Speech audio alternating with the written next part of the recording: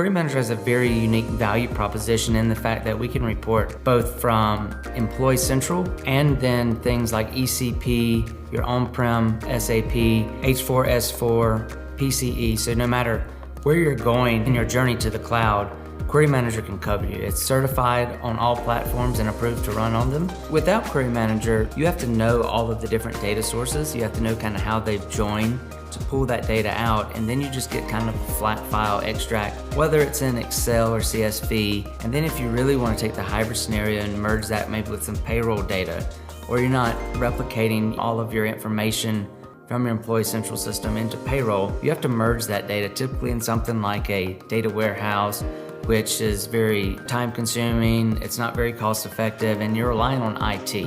With Query Manager, we enable you to pull all of that data together in a single platform with double-click functionality. You can add in your Excel formulas and then expose that out. And you can typically build a report of both EC and payroll data in under 5 minutes. It's very simple, very easy to use, and you need no knowledge of coding to build effective reports out of Query Manager.